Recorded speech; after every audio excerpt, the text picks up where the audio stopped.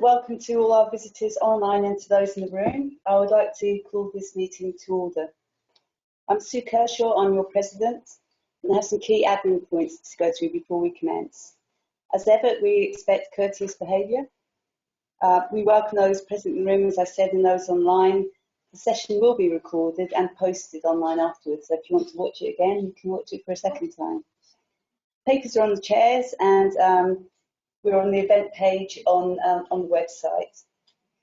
For those joining on GoToWebinar, you have a control panel on the right of your screen, which also contains the papers and allows you to type in questions.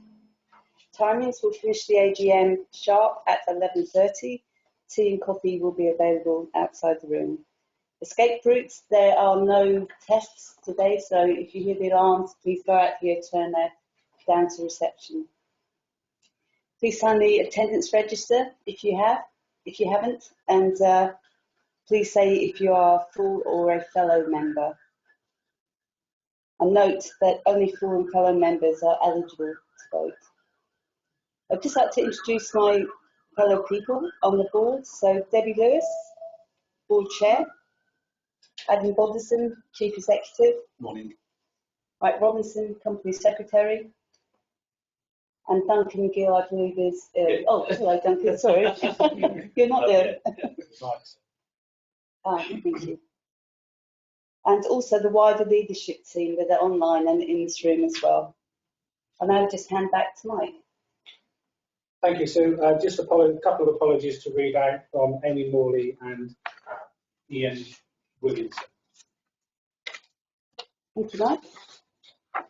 So I'd just like to take a few minutes to talk through some of the things that have happened this year, and from my perspective as President, have been brilliant.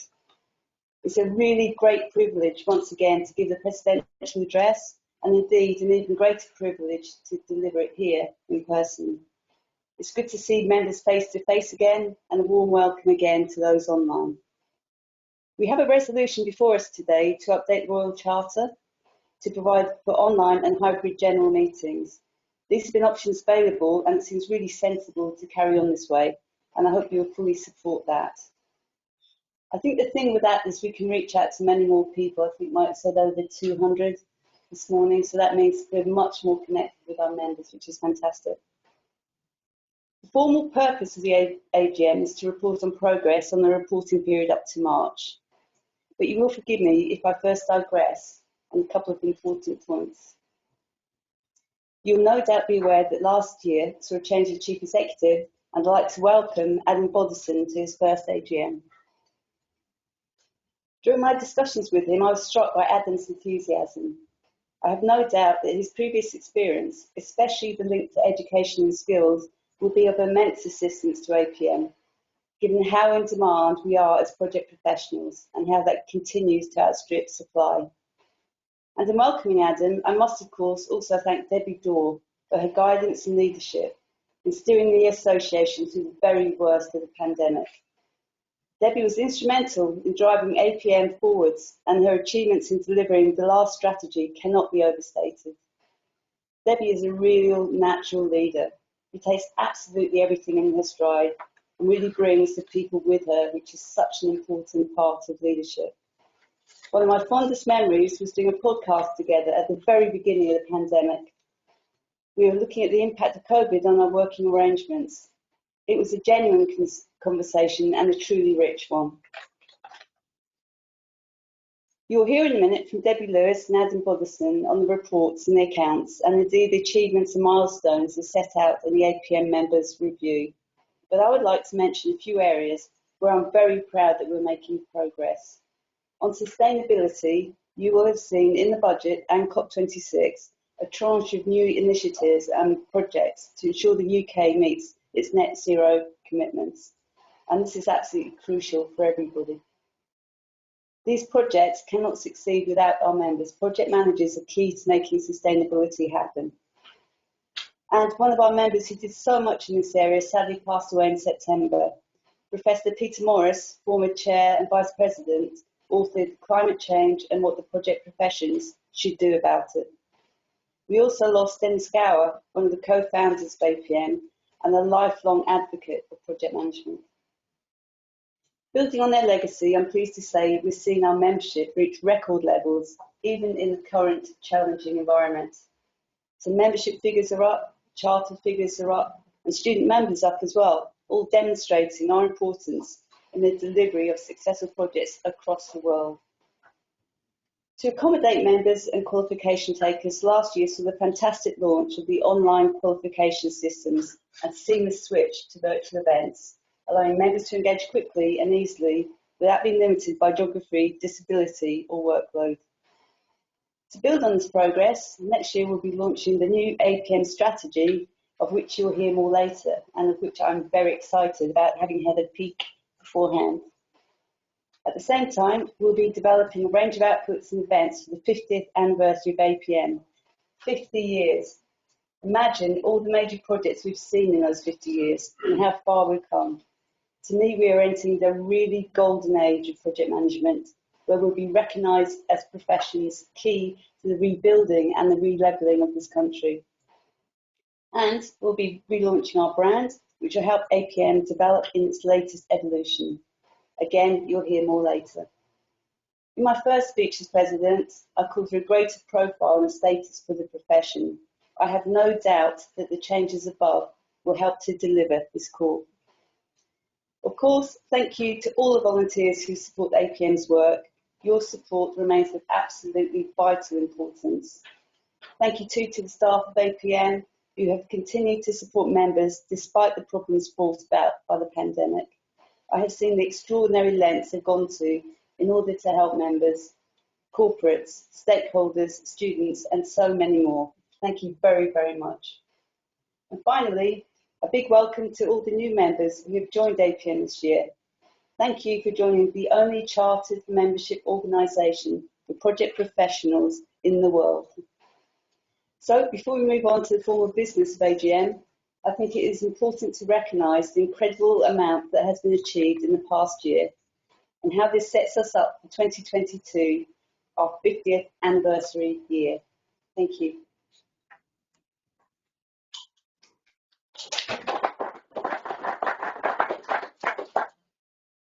Thank you, Sue. I think if we could move the slides on, please, Mo. Yes, just we'll do the minutes first. Okay, fine. Okay.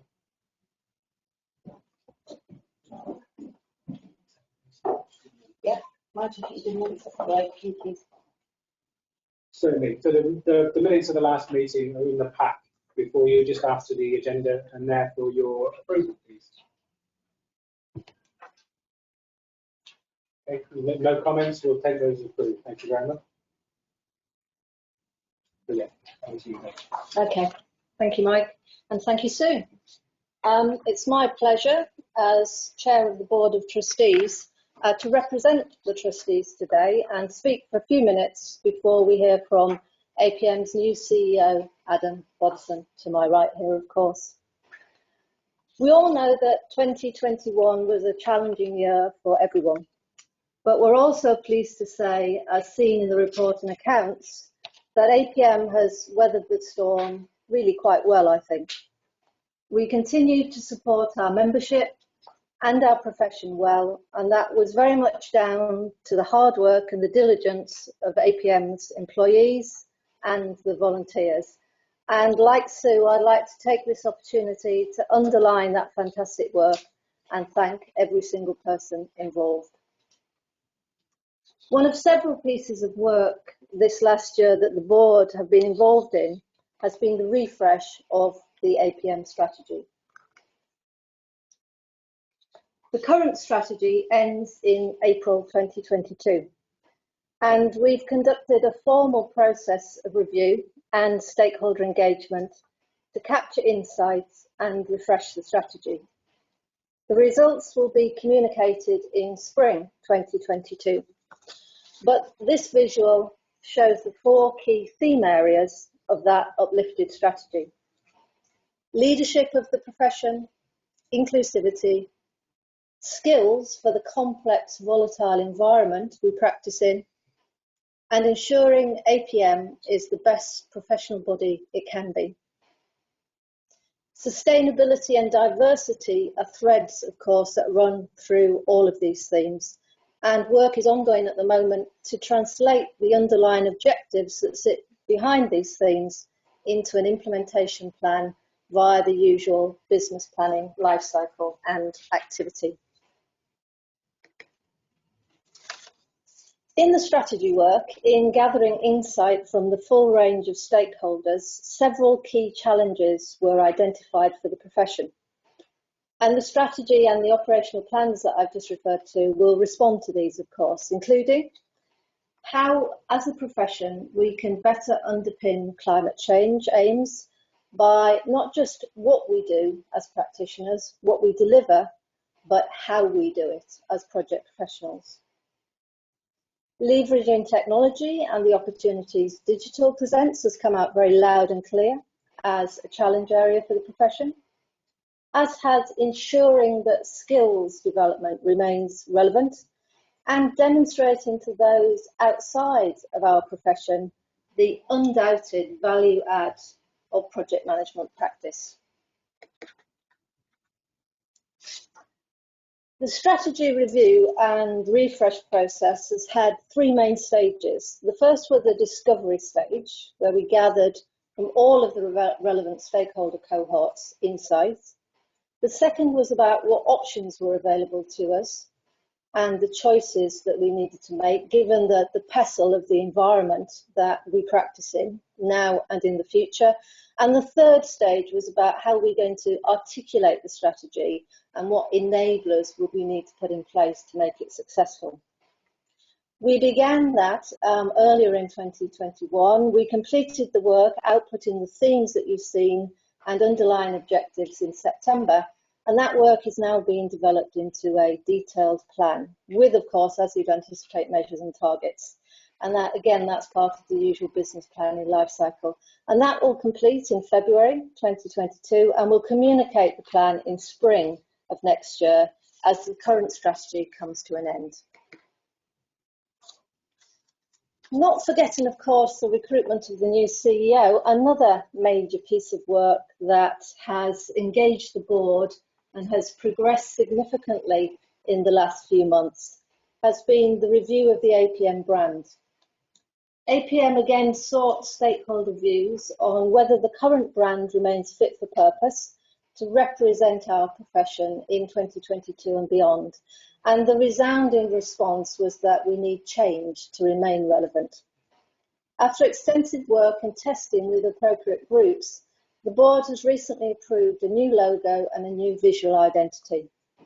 And this will now complete its development work and start to be rolled out in 2022.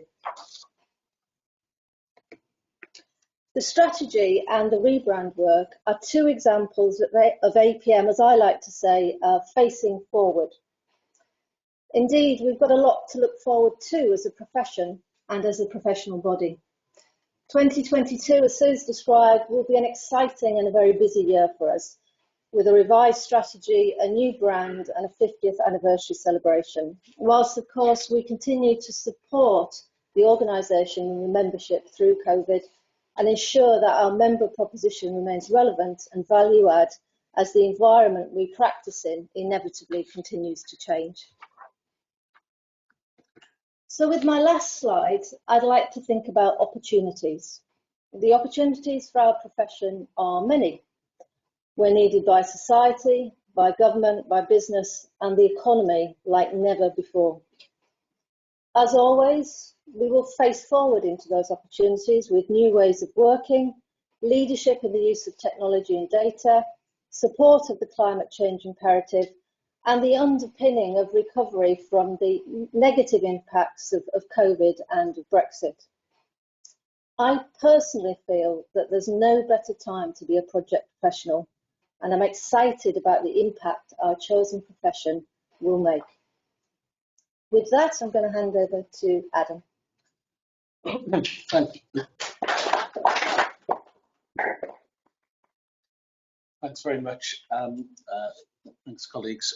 So I've got 5 minutes just to share some of the highlights of the last year and also to share a bit about what's coming ahead. It's a real pleasure to be here this morning at a face-to-face and in-person event for those who are here, but welcome obviously to those online as well.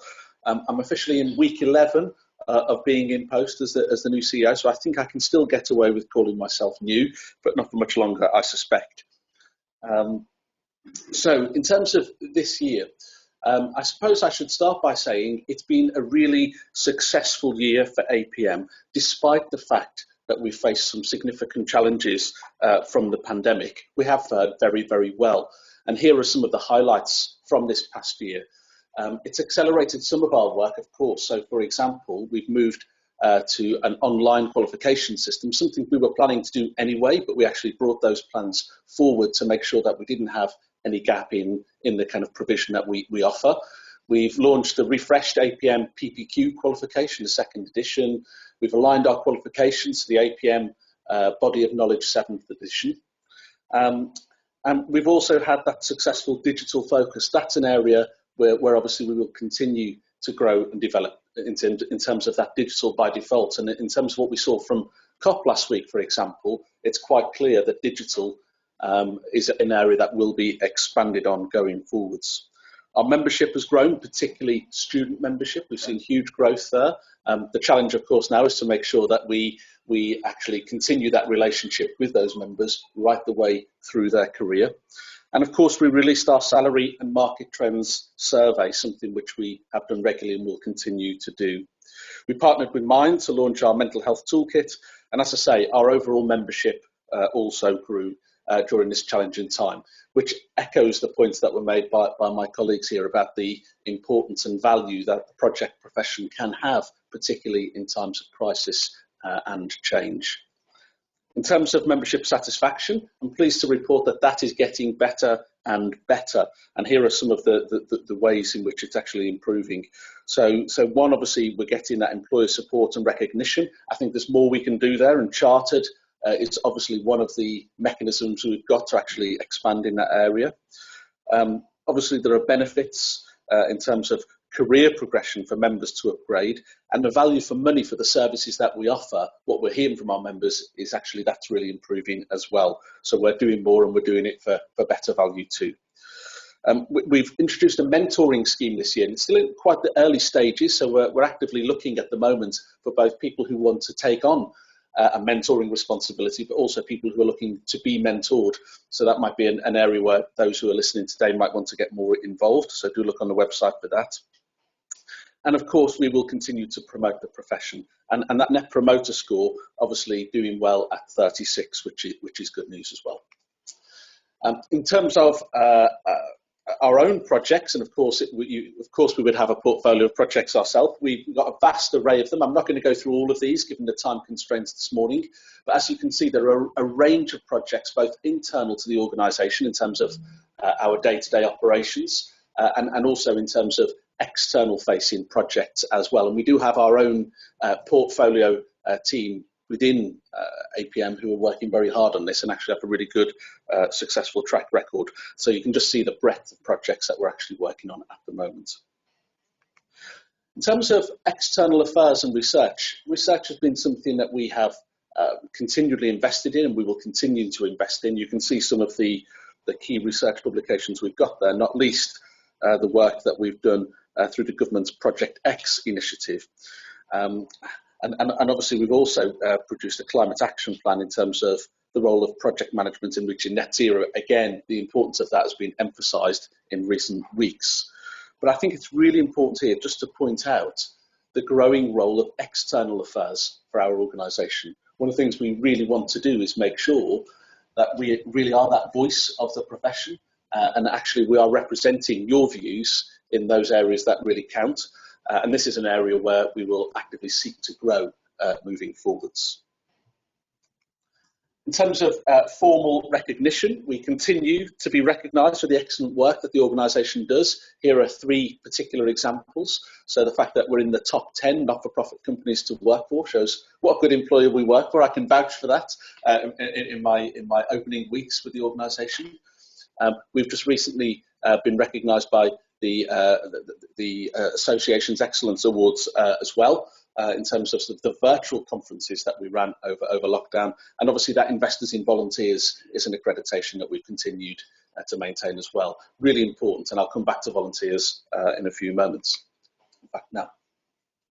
So volunteering, I always think of volunteering as very much the lifeblood of any professional body, and that's no different here at APM. And I just wanted to take this moment really to thank all of those people, not just those on the board who volunteer, but actually those within the membership, within the specific interest groups, within the branches, and the full breadth of volunteers. Actually, we are a better and richer organisation because of the input and the commitment that you give us. And I thank you for the time that you put in and will continue to put in. And that's great. We've started to come back to face-to-face events now. And that's great. Obviously, I think hybrid is here to stay for some things, obviously, because it enables greater access. But it's good that we're able to see some people in person as well. And actually, just in terms of the awards, that's the APM Awards is this evening. So some of us in this room will be going on to that event, and hopefully I'll see some of you there as well. Just looking ahead in terms of our focus for the remainder of this year, it was quite hard to kind of sum this up in just a few points, but here I hope is a little bit of a snapshot. Debbie mentioned the refresh strategy. Obviously, we need to deliver on that, or start to deliver on that. Obviously, a long-term mission. Raising the profile is something I really want to do, because I was acutely aware when I started that we have a really strong presence in some sectors, but we need to develop our presence in other sectors. And we need to do that because there are project professionals in every single sector. And actually, we need to make sure that we represent those. They're in our membership already and they're growing, so we need to do that well. We'll obviously continue to meet with stakeholders and take those views on and use that to shape our work.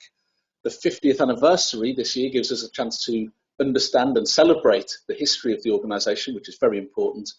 And I think it's only right that I finish by emphasising the importance of our chartered status and how we leverage that going forward, both for the profession as a whole, but all of those individuals who have actually achieved that status, and making sure it continues to add value year on year right the way through the profession.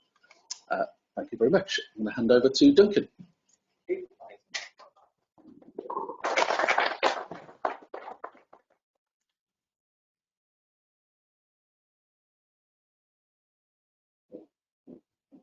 Good morning, everyone.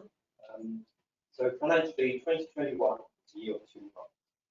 Spent the first half in protective mode, focusing on business continuity. It's now finding new ways to communicate with our stakeholders to ensure that we continue to provide value and support in turbulent times. The event stabilising our income qualifications income stream as our pay-based model disappeared overnight. And we remain tightly controlling costs through the survival phase of the initial response. We talk regularly with our staff and the board and use new channels to communicate with our members and volunteers, our accredited providers, and And at the start of the second half, our focus is switched to recovery. How were we going to rebuild operations for long-term success? Despite continued uncertainty, we started investing in activities that meant we would stay relevant to our members, such as online volunteer engagement, which gathered better attendance and physical events. We did have to make some hard decisions on the way. We had to lose some staff members, whose roles were no longer viable in our new ways of working. But this was done in alignment with our values and communication. So, what does this mean to our finances? Clearly, we were heavily impacted. We lost 1/5 of our income compared to the previous year. We reduced our expenditure by 1.6 million to mitigate this reduction, resulting in an operating deficit of £771,000. It was actually less than that. Our investment portfolio, which had dropped in the last 6 weeks of 2019-20, world markets responded to COVID, recovered during the year. As a result, the reduction in reserves was limited to 114,000. We want to membership. Our membership was highly supportive, and our subscriptions income actually increased as body professionals recognised value that APM offers. Whilst we lost qualifications income initially, as we put in an online platform, worked with our providers to familiarise them with how it worked, we were quick off the mark. Amazingly, the platform was up and running for the first few weeks of the year. It took time for students to assess their own situation, but by September, monthly qualifications income was up by 2/3 pre-pandemic levels, and indeed our full-year qualifications income achieved. We made use of the job retention scheme to give us time to assess our underlying needs, but we scaled this down and by October had stopped drawing on it completely. Our events income, which was essentially all generated face-to-face, was hit significantly. We switched to delivering all manner of content online, large-scale events, use webinars and podcasts, which were automated. However, it is taking time to move these to a high income generating model. I believe that. But the savings events equated to around 40% of total reduction in costs, with another third related to reduction in qualification requirements.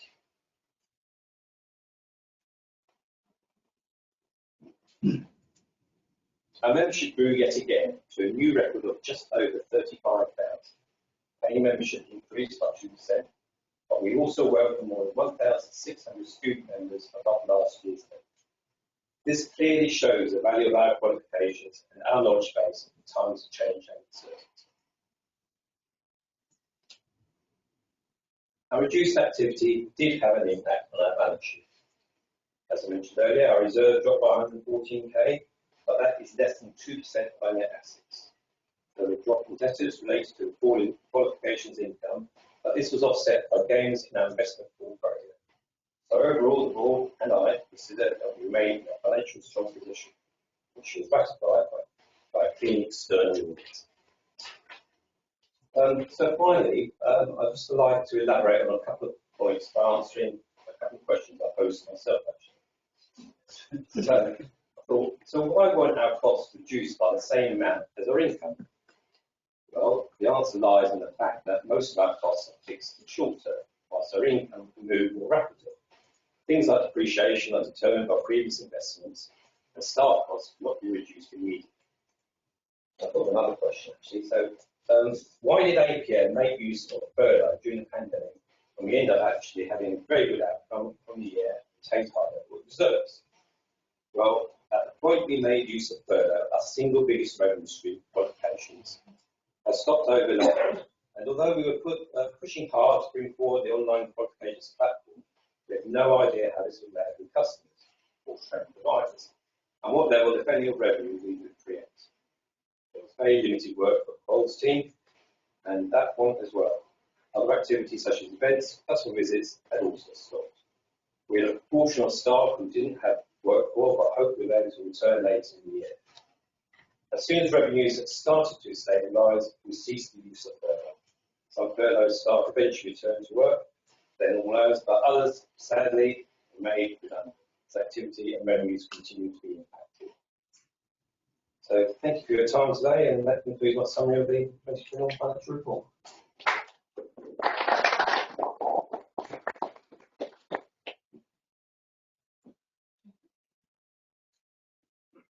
Thank you very much. The next item on the agenda is the election results.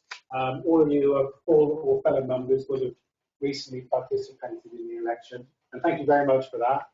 I've got some overall statistics on this slide, really just to say another good year, another excellent field of candidates, 14. The turnout remained high. It's down from a previous sort of spike peak from last year, which we think was related to the pandemic. But overall, excellent engagement once again. We have 3 new trustees elected today, well, 1 re-elected and 2 elected, and I'm happy to congratulate those and present the results on this slide here. So Sue Simonite, Saul Gilbert re-elected, and Emma Carroll Walsh both been elected for 3-year terms. So thank you very much.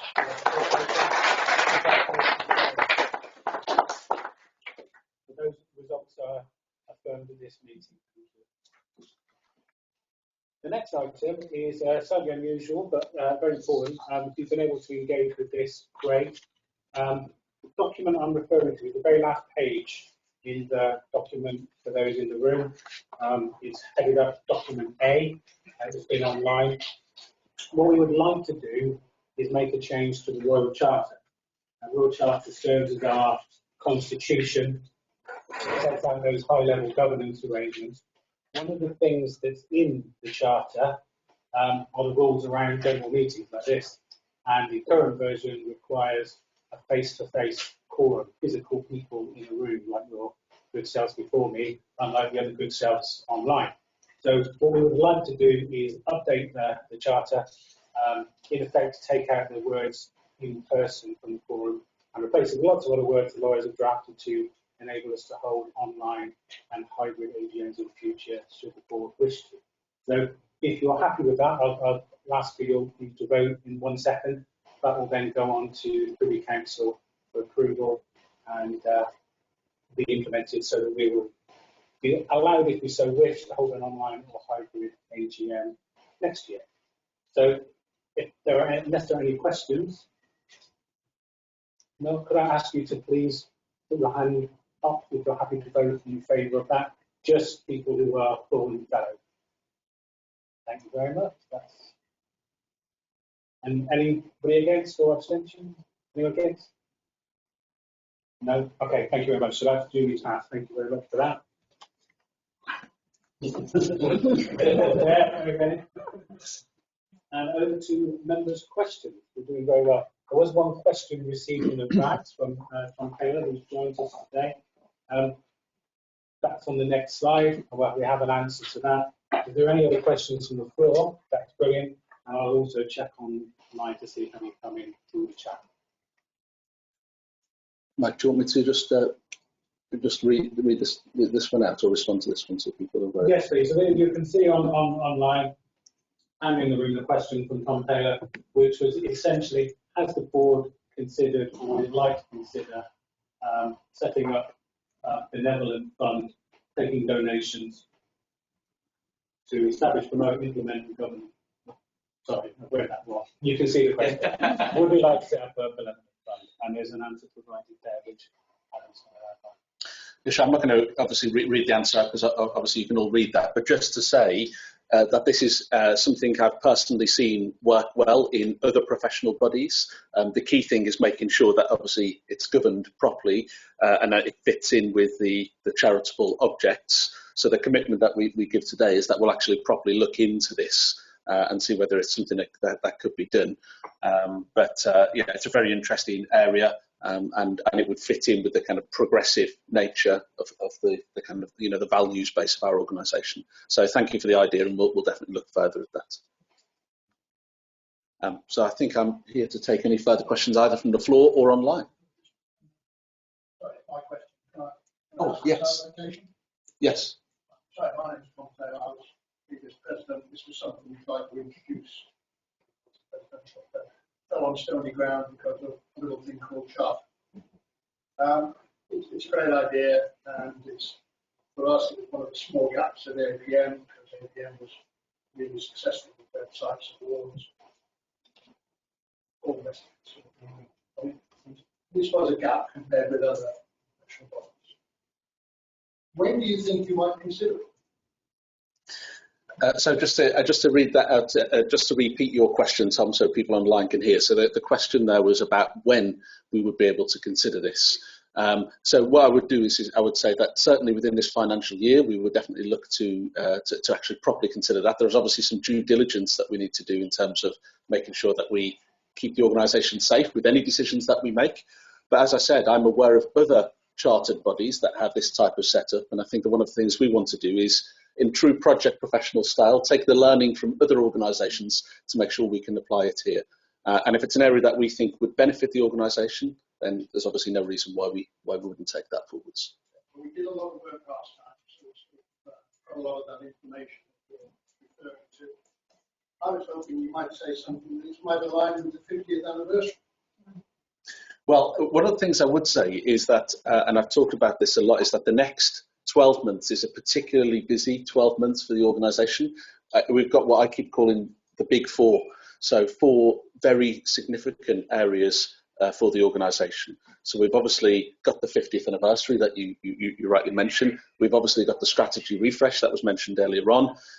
Some of you will know that we're putting a new CRM in as well. And we've obviously got the rebrand.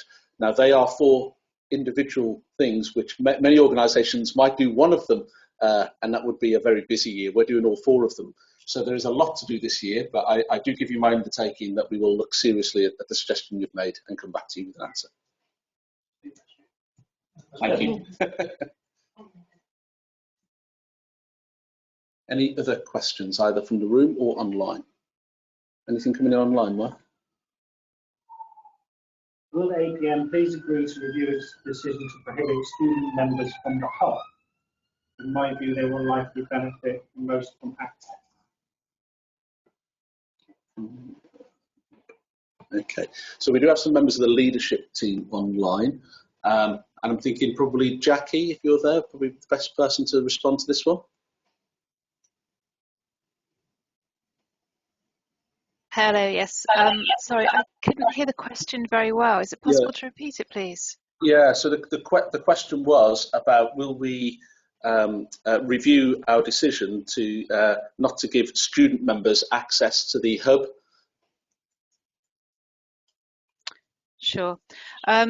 This is something we are discussing at the moment, and although we're not thinking of giving full access to the hub at the moment, we may well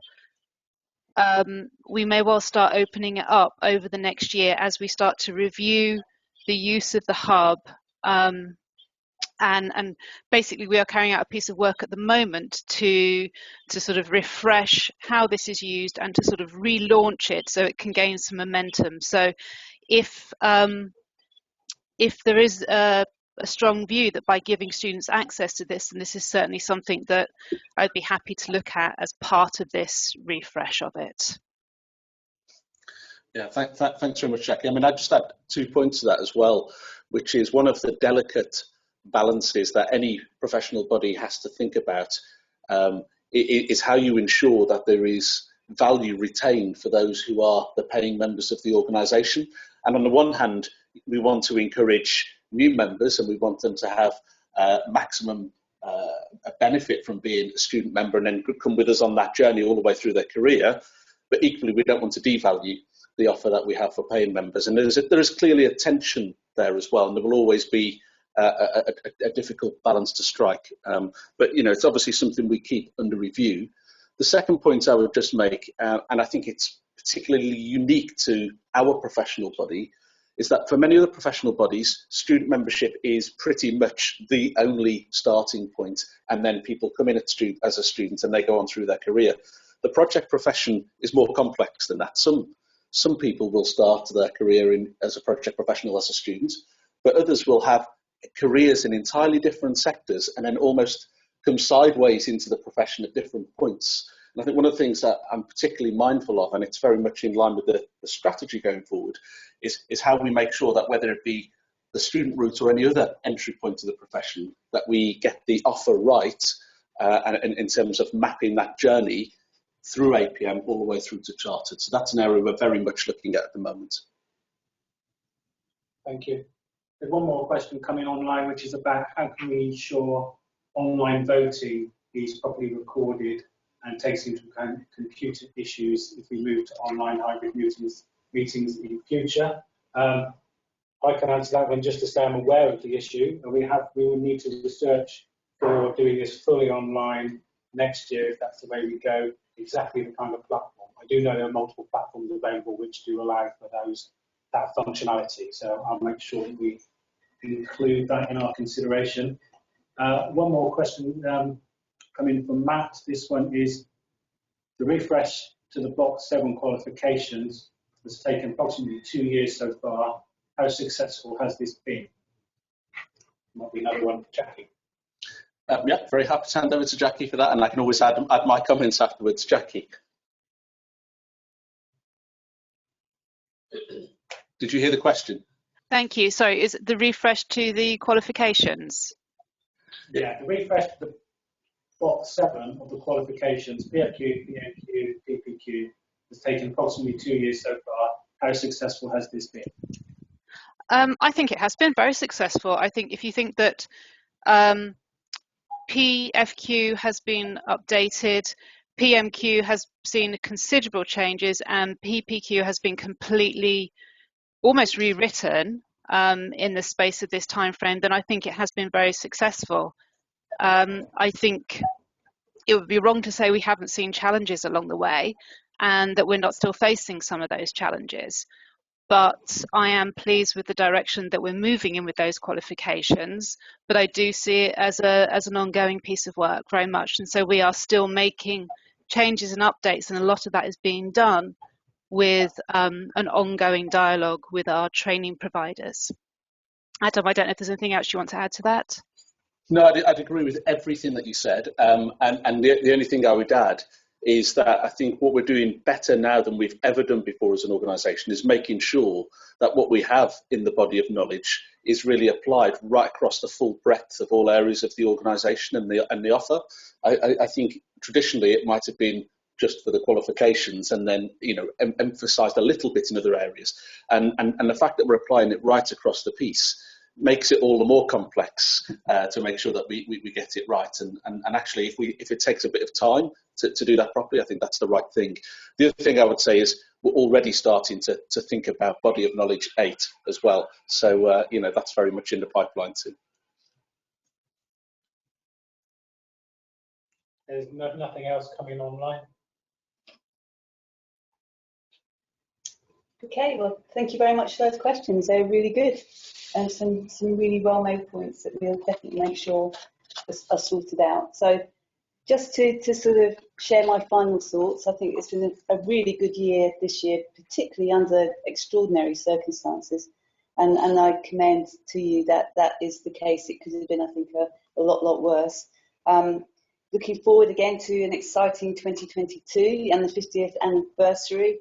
And 35,000 members, that is something to go singing from this AGM. It's just absolutely brilliant. We're up there at the top table now. Very excited about that. Our strategy is really clear and really compelling, and that's going to really help us go forward. And we have an absolutely fantastic future, and you are all part of it. I'll now hand over to Debbie. Okay, thank you, Sue.